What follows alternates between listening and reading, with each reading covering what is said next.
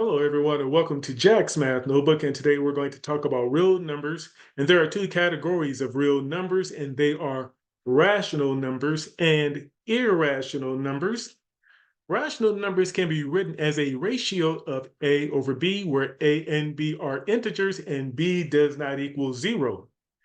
Irrational numbers, on the other hand, cannot be expressed as a repeating or a terminating decimal, meaning that their decimals don't have a rhyme or reason to it, and then they don't end as well. And so there it is. There is a clear distinction between the irrational numbers and the rational numbers.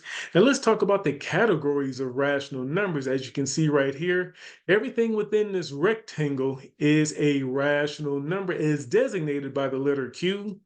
Real numbers are designated by the letter R. And keeping in mind that rational numbers and irrational numbers are real numbers, but we're just going to focus on the two categories, starting with rational numbers, which include numbers like 8/5, 3, 25%, 6/10, negative 1/3, 4 and 2/5, 7.8, negative 3.4, 2.3.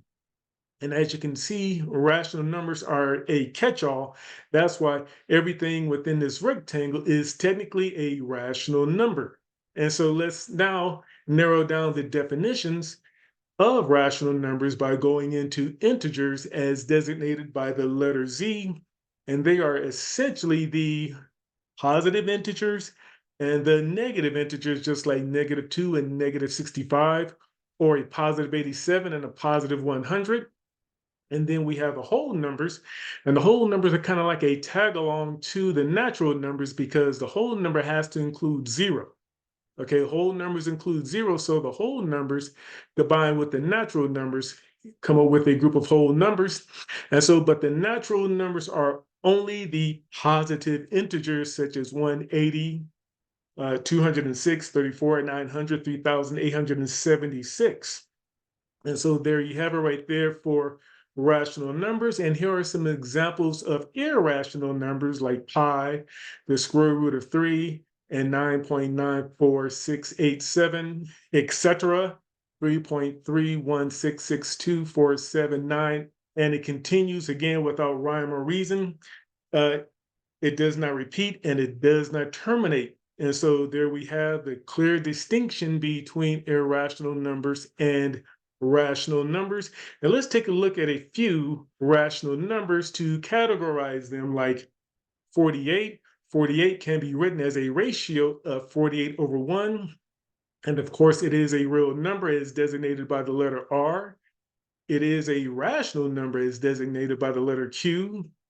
It is an integer as designated by the letter Z. It's a whole number, but its more clear definition is that it is a natural number because it fits right here. It is a positive number that fits right there.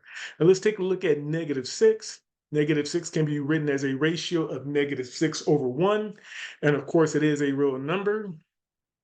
It is a rational number, but its most clear definition is that it is an integer as designated by the letter Z. And let's look at 5 and 3/4. It can be written in the ratio of 23 over 4 because 4 times 5 is 20. 20 plus 3 is 23. That's why we have 23 over 4, which makes it a real number. And then it makes it a rational number right there. It cannot be an integer, cannot be a whole number, and it cannot be a natural number because it has a fraction attached to it. That's why it is a real number and a rational number. Okay, right now you have received a lot of information as it relates to real numbers, but this would be a good time to pause the video if you like to kind of take in the anchor chart, or you may replay this video as many times you need to gain a deeper understanding of the meaning of real numbers. But in the meantime, it is time to comment, share, like, and I repeat, like, and then subscribe to Jack's Math Notebook for more content. Thank you and goodbye.